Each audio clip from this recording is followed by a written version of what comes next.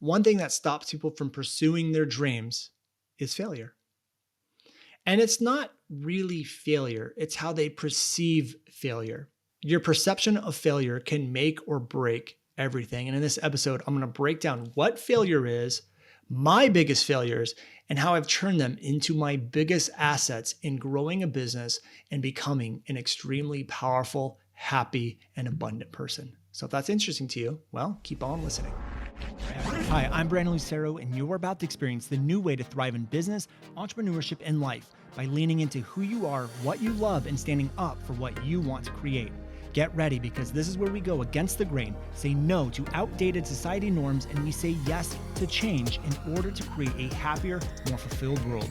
Welcome to the New Generation Entrepreneur Podcast.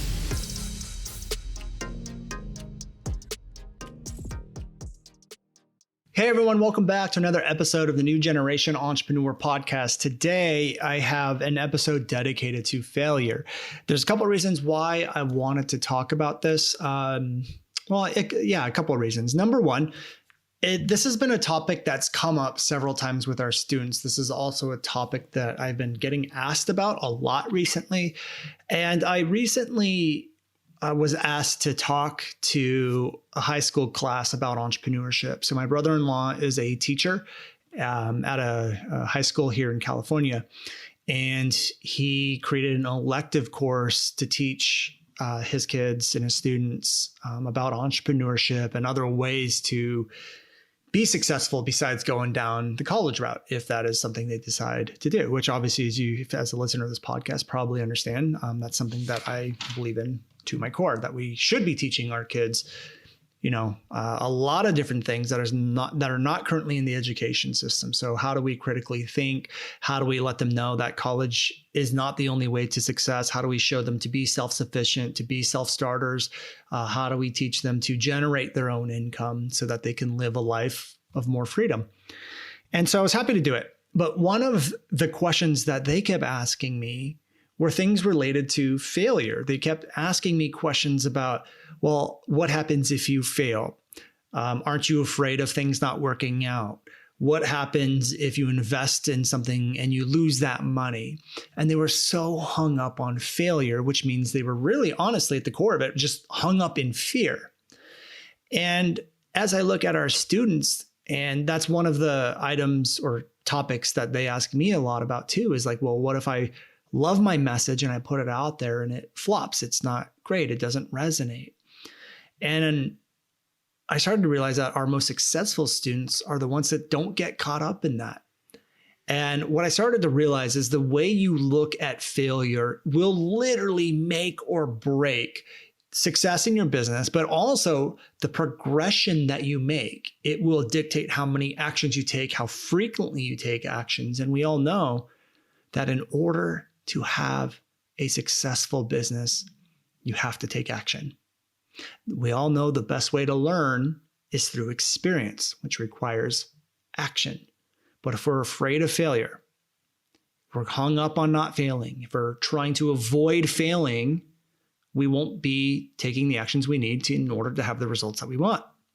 So what I decided to do was to kind of break down and look at, how do I look at failure? How have I moved past failures that I've had? And I want to share 4 major failure moments that I've had in my life. Some of them are not related to business. Some of them are related to my personal life and relationships and stuff like that. And I want to walk you through that. But I'm only going to walk you through that after I talk about what failure really is and what my perspective on it is. I believe to my core that we have been trained to think that failure is bad. Society has taught us that. Our educational system has taught us that. Our parents have taught us that.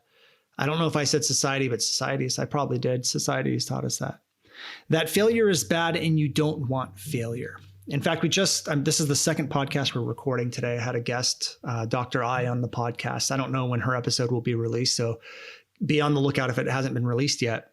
And if it has been released, you should go and listen to it. But she talks about, because she used to be a college professor, she talks about how students learn in a way that avoids failure instead of going full force into exploring things, treating education as like a science experiment. So she says that when she was a college professor, she started to realize that a lot of students were learning to avoid failing versus actually learning the concepts on a deep level. So they would be memorizing. They want to know what the final is going to be. Is this going to be on the final? Meaning, do I have to learn this? Do I not have to learn this? How am I going to get the best grade? AKA, how do I avoid failure? And the way the education system is set up is that when we go through the education system, we start to take on and believe that we need to avoid failure. And back then, failure looked like failing a class. I mean, it's literally in the name, get an F, it's called failing. And so we have been trained that way. We have also been trained by society that if we lose our house or we file bankruptcy or we go in debt, that those are all bad. Those are unwanted things. And they might be unwanted, but it doesn't mean it's a failure. And it doesn't mean failure is bad. The way that I look at failure and the way that most of my friends who are all successful look at failure is they look at it as the best learning lessons possible. James Wedmore is a good friend of mine. And one of the sayings that he likes to say all the time is that success is a crappy teacher. And it is. When you succeed, you didn't learn anything. You're just applying what you know, and it's getting you a result that you want. However, when we are faced with struggle, when we are faced with the unknown, when we're faced with a problem, it challenges us. It challenges us to think. It challenges us to become stronger. It challenges us to become critical thinkers. The best lessons in my life, the things that have brought me the most success in my life, have stemmed from failures. Who I am as a person, who I am as a father, who I am as a business owner, were literally crafted, not by my successes. They were crafted by my failures. And I have learned to absolutely love failures. And I believe that to the core of my being. And I remember listening to an interview of Sarah Blakely, the founder of Spanx, who said every night her dad would sit her and her brother down at the dinner table when they had family dinner and ask, what is one thing you failed at? And they would celebrate that. Because failures means you're trying. Failures mean that you were courageous. Failure means that you actually did something. And in what world will that ever be bad? From my perspective, it's worse to never do something. It's worse to just sit on the couch and do nothing just to avoid failure. I'm going to talk about some of the biggest failures that I've had. And once you see what these failures are, you'll see why I'm so grateful for failure. The person that you see today, I don't know how you guys perceive me to be or how I am in your eyes. Hopefully it's in a positive light. Maybe you see someone who is courageous. Maybe you see someone who's powerful. Maybe you see someone who's, I don't know, whatever it is. I don't know how you guys perceive me to be. I will tell you right now that the only reason I am who I am today is because I've had major life lessons and major failures that brought huge amounts of awareness to me. We all live our life and we all have blind spots and we're unaware of a lot. Because we're unaware of those things, they usually will lead to problems or failures. So for example, let's just say you were afraid of Facebook ads and you didn't know why. There's a lack of awareness around why you're afraid of Facebook ads. And you go and you launch, and the launch only does $2,000, but you wanted to do $20,000. And you're like, why did my launch do well or not do so well? Why did my launch not do so well? And you look at me and you go, Brandon, I had 50 people opt in for my launch and I only did $2,000. Why didn't this do so well? And why did it do so bad? It was the complete failure. And I would look at that and I would say, actually, that's a great success. You only had 50 people opt into your launch and you were able to close 10% of them and you made $2,000. That's huge success. The problem is you just didn't have enough people in your launch. And in that moment, you realized, Oh my gosh, I was afraid of Facebook ads. I have this fear of Facebook ads. I need to overcome this.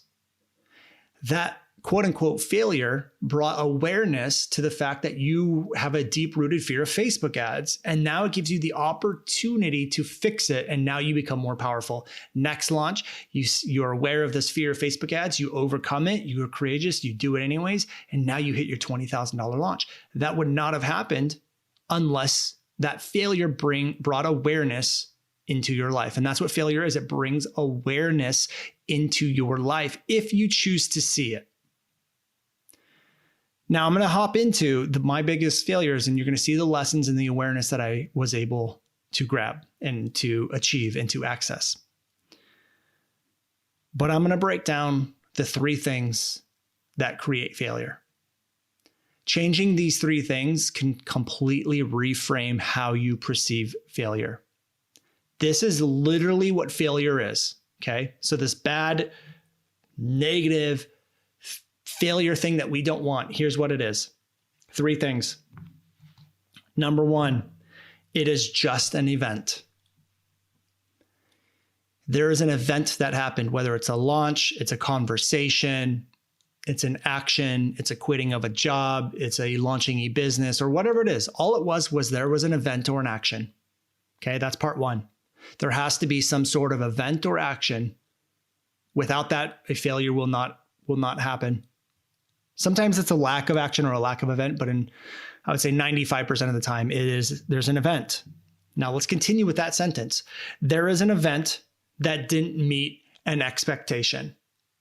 Okay, so there was an event. That event produced a result. That result didn't meet an expectation. So let me repeat this. Part 1, there is an event. That's it. Just an event or an action. Number 2, that event or action did not meet an expectation. So the first part of failure and reframing failure and loving failure is to get rid of all of your freaking expectations. Expectations guarantee one thing in life, and that is suffering. The more expectations you have and the bigger they are, the more suffering you're going to have in your life, because we hardly ever hit, and life hardly ever works out the way we expect it to. It's almost never. So failure literally is just an event that happens that didn't meet an expectation that you had. For example, going back to that the $2,000 launch, the person had an expectation of hitting $20,000. They didn't hit $20,000 and that was their expectation that they would. Therefore, they now are suffering. They now view failure as a bad thing. Oh my gosh, I should have hit $20,000, blah, blah, blah, blah, blah. If they never had the expectation of hitting $20,000, they may have been able to look at that $2,000 launch and go, oh my God, I made $2,000. I didn't even have to put any money in. I made $2,000. But because the expectation was there, now it's bad. Now it's unwanted. Now we're suffering. Okay. Now I will say there is a difference between goals and expectations. You can set a goal and be unattached to it. Set a goal. You want to manifest that goal. You want to visualize that goal. Great. Don't expect you're going to hit it, or don't get attached to hitting it. That's a better way of saying it. Don't get attached to hitting it. And an expectation will not exist. So for example, we just did our launch a couple months ago. We always have a goal of $3 million. That will always be our goal until we actually hit it. We did just over $1 million. And I was happy. We were celebrating. It was a great, successful launch. I was not attached to the goal. I didn't have an expectation that we have to hit this $3 million goal. No, I just said, whatever's going to happen is going to happen. And I'm going to love it. I'm either going to learn lessons. I'm going to make money. I'm going to lose money. Either way, I'm good. Let's do it. So let's move on to the third part of this. Part number 1, it's just an event. Part number 2, it's an event that didn't meet an expectation. Part number 3, and then you interpreted that not hitting that expectation as bad. So it's just an event that didn't meet an expectation that you interpreted as bad. So yes, we can get rid of expectations, and that will solve a lot.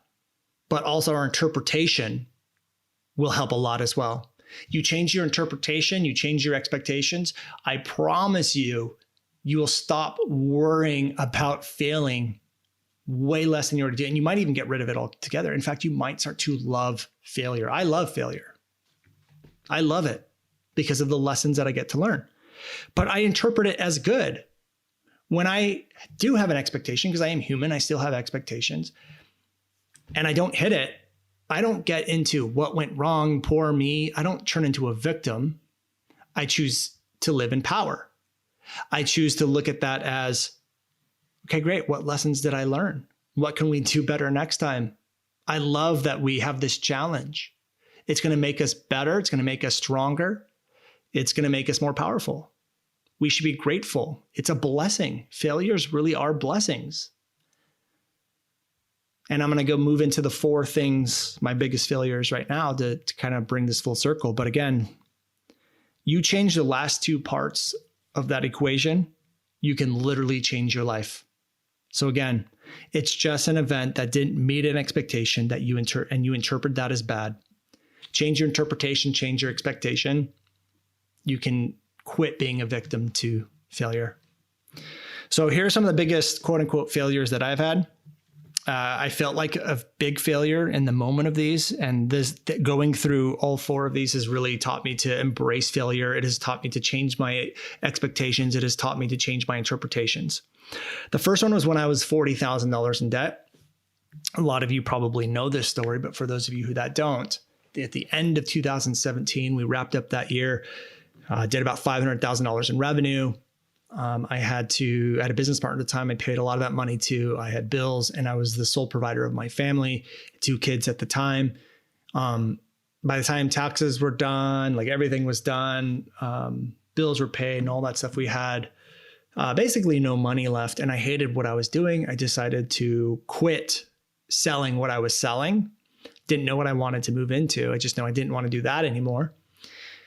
And got hit with a bigger tax bill than I'd thought. My expenses were still the same, although my revenue was way down. And I was $30,000 in credit card debt and about $10,000 in tax debt. And I started to feel like a big failure. But it brought me a ton of lessons. And here are some of the lessons I learned about that. Number 1 is it taught me that the only reason why I thought debt was bad was because society told me it was bad. It made me look at my financials differently. It made me monitor numbers differently. It caused me to be smart about my money, be more prepared. It taught me that, hey, you can actually consolidate debt into smaller interest. All you have to do is just make your minimum payments. You'll be fine. It also taught me to reframe things in a better way. So what I decided to do is look at it as, hey, some kids go to college, come out $100,000 in debt, and they pay it off over time. You're only $40,000 in debt, and you actually have a business that can produce money. You don't even have to go find a job. So it taught me how to reframe things. It taught me how to find my power. It taught me how to remember who I am. It taught me to shed these thoughts that society has instilled in me. It taught me so many things. It taught me perseverance. It taught me how to be resilient. There's so many things that being in debt ended up teaching me. It also forced me to make decisions that I wouldn't have normally made. So for example, right around that time, I had to hire Taylor, who is our integrator and basically runs our company. I needed an operations person. This is going to sound weird, but just bear with me for a second. Being in debt helped me hire Taylor. And some of you might be looking at that going like, oh, you're crazy. How does being in debt help you hire someone that you can't afford to pay? I'll tell you why. I was $40,000 in debt, and I literally said, whatever, what's $10,000 more dollars? Which might be a dangerous thing to do. But that's how I looked at it. I said, you're already in debt. This person's going to help you get out of debt. So if you have to go a little bit further in debt, what's the big deal? You're going to be paying this thing. You have to pay all this money off anyways. And so I hired her. But had I not been in debt, it might have been a little bit harder because I didn't want to lose the money that I had. And so it was actually easier to hire Taylor being in debt than it would have been to like have the money kind of sitting there and be barely paying my bills. So that was one of my biggest failures, but it was one of my biggest learning moments. And it has since become one of the stories that I tell inside of my brand that has helped the most amount of people. I still, to this day, I get people DMing me, thanking me for sharing that story because they're in that situation and they know that there's hope. And that's the other thing is your failures will be, and when you overcome those failures, those could become some of the most impactful stories that you bring into your brand, into your business, and they can help huge amounts of people. So that's number one. Number two, another way I looked at failure was not firing people on my team. So I've made a lot of mistakes of keeping people on the team, especially when I first started business, way too long. They were not the right fit, but I had, either emotional connection to them. I really liked them as a person, or I was too afraid to fire them, or I was keep giving them second chances because I wanted to be optimistic. And that was a big mistake. And what I ended up going through is I could see the shift of morale inside of the team. So when you let someone on your team get away with things, but no one else is allowed to get away with it, it sends mixed messages to your team.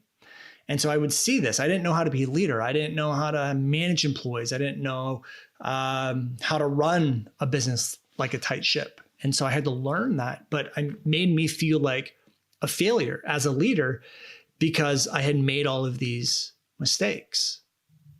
I felt like, again, a giant failure. But I had an expectation. I had an expectation of what a leader is, how I'm supposed to show up as a leader. I interpreted, because I didn't hit those expectations, I interpret that as a bad thing. But I have since looked at that as good.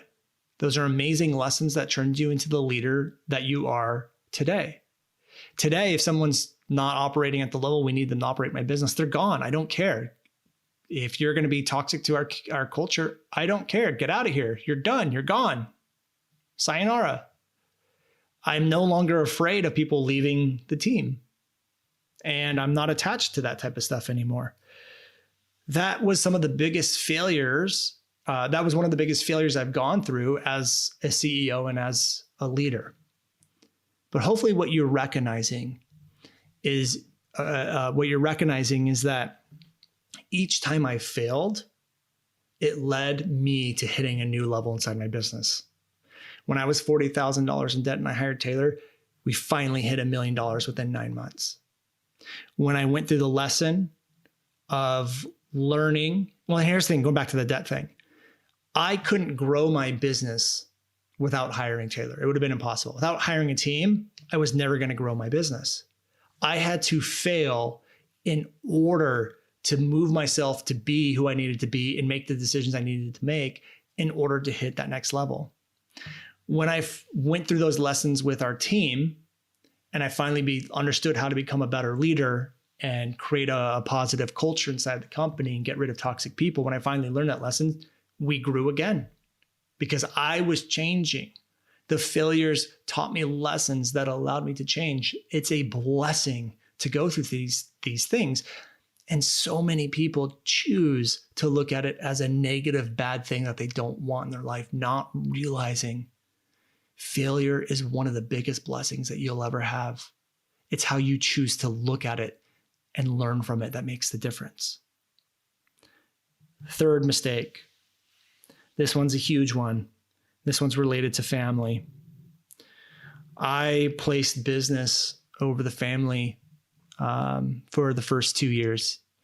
It's not like I wasn't showing up for my family and things like that, but it was a lot of late nights. It was a lot of weekends. Sometimes I'd get home and my kids are like already in bed. I could have zipped down to the house and hung out for 30 minutes and gone back to work, but I didn't. I didn't do that type of stuff. It led to a lack of connection with my wife. And we did a whole episode on that, so you guys can listen to us tell our story of starting a business. And I didn't realize a lot of those things were going on. I didn't realize a lot of those things were happening.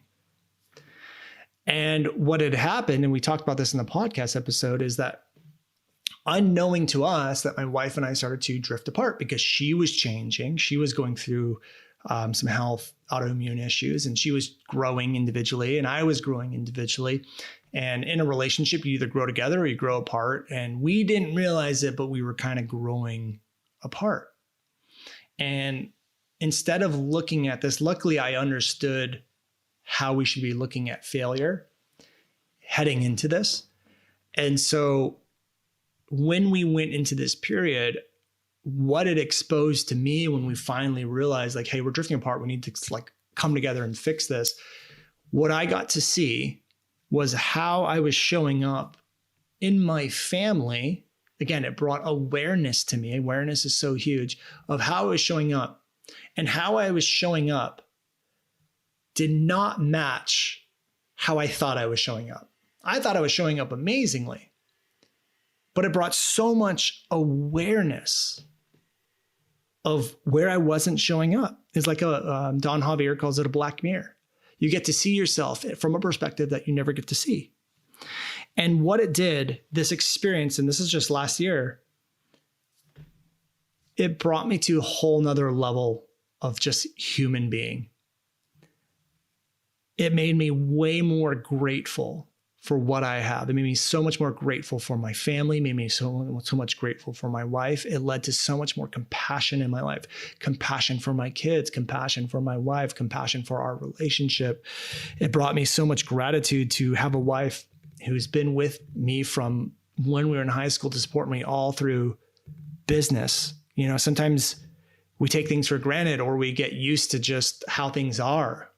And how it allowed me to bring awareness to how awful of a communicator I actually was, which is ironic because messaging is what I teach.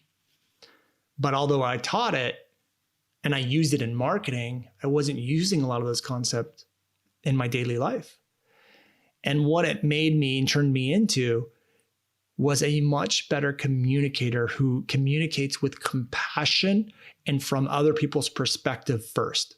So when I talk to my team now, I'm a different communicator. I'm very grateful in my communication. I'm thankful in my communication. I'm more compassionate in my communication. I'm more compassionate with my children. I'm more compassionate to their feelings and their emotions, because that's one of the things I didn't understand fully. I thought I did, but I didn't, was even connection and emotional connection. So placing biz over family was a huge mistake that honestly could have crushed me. Like it could have, and it almost did. Like it was a very hard period to go through and a process to go through. It was tough because how I envisioned myself was definitely not how my actions were happening, I guess is the best way to put it. And so I had to go through this process. And it brought huge levels of awareness. And again, that's what failure is so good at, is bringing awareness into your life that allows you, should you choose to do it, to adjust, change, and become more powerful. Not better, but more powerful.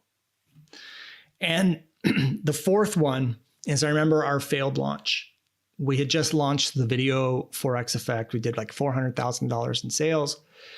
And I got into arrogance, I got into ego, I got into laziness, and I was pulled away from being of service. And I said, you know, let's just make a ton of money. Let's relaunch it again. Let's keep everything the same. And man, we're going to make so much money.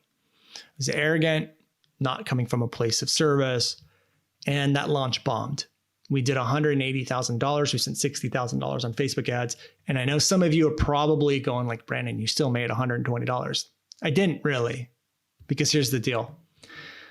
At $180,000, you don't get all of that upfront.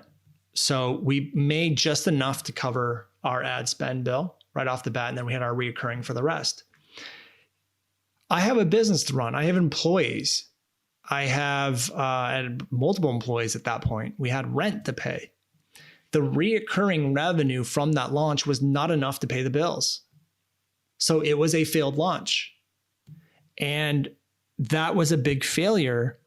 But again, it brought a huge amount of awareness to me and I realized, you know what, you didn't come from a place of service at all.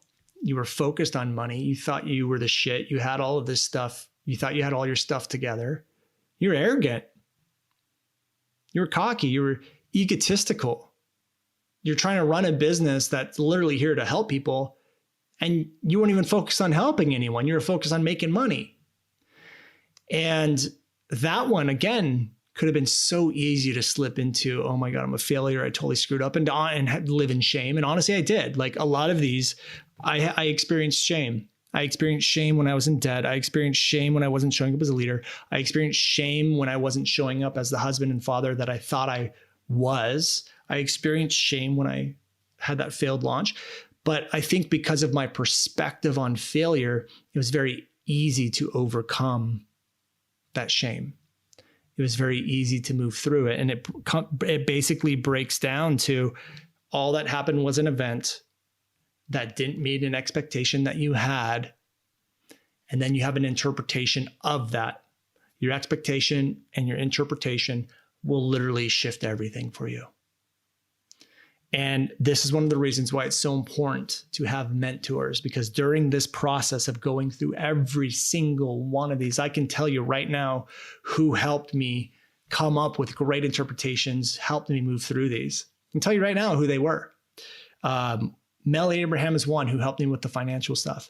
Jim Thornton was another one who helped me through a lot of these because he knows me personally, he knows my family, he knows the business, and he knows me. Sometimes he'll claim better than I know myself, but he's able to help me navigate those. Another one is James Wedmore.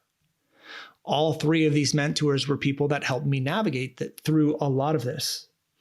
And mentors are one of the biggest, I don't know what the right word is, but they're one of the biggest reasons or forces that can help you move through this, especially if they've gone through a lot of these things themselves.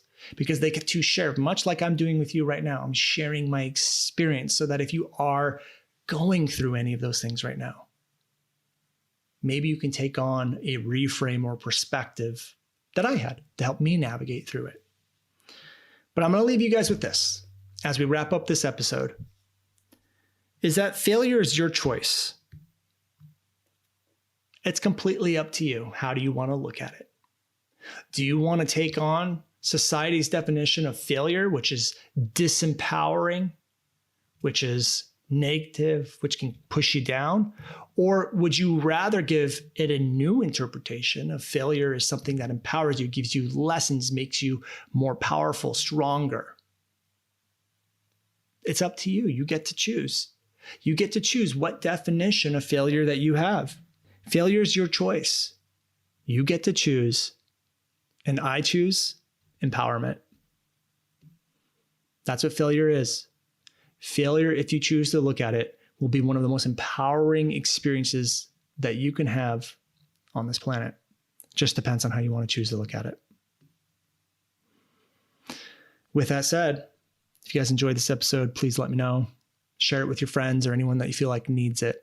Share it on Instagram, tag me, and please leave us a review on iTunes if you haven't already. With that said, we'll wrap up here, and I'll see you guys on another episode of the New Generation Entrepreneur Podcast. Take care, everyone. Hey guys, thank you so much for checking out another episode of the New Generation Entrepreneur Podcast. If you enjoyed this episode, go below, hit the subscribe button, and make sure you click on that bell icon and get notified every time we drop a new episode. Now, if you're looking for the show notes, we have them linked underneath this video, as well as our social media handles and some links to free training and offers that we drop from time to time to help you guys even further. So go check those out if you're interested, and thank you so much for tuning in to the New Generation Entrepreneur Podcast.